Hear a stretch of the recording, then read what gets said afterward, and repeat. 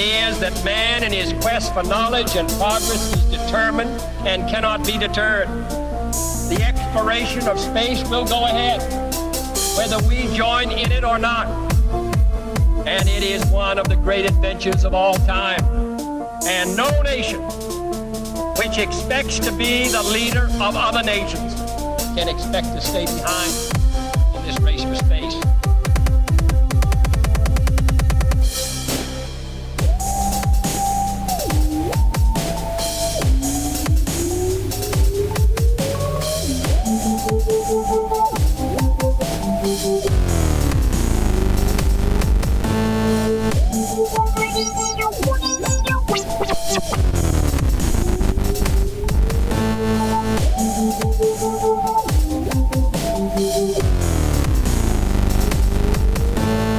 I regard the decision last year to shift our efforts in space from low to high gear as among the most important decisions that will be made during my incumbency in the office of the presidency.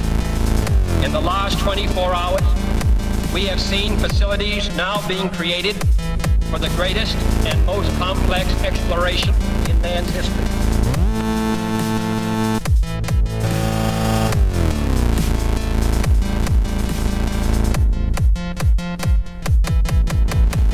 We choose to go to the moon in this decade and do the other things, not because they are easy, but because they are hard.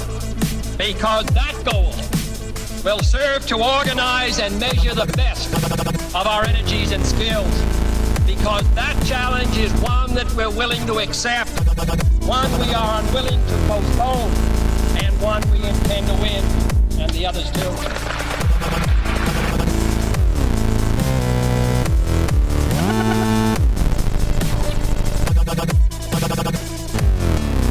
Yet the vows of this nation can only be fulfilled if we in this nation are first, and therefore we intend to be first.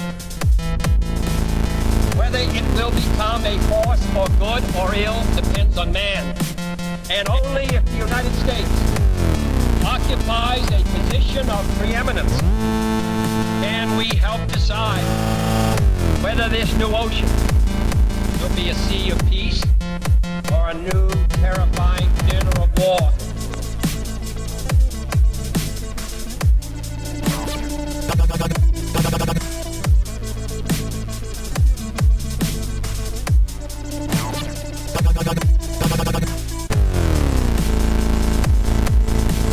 And we're going to climb it. And the moon and the planets are there. And new hopes for knowledge and peace are there.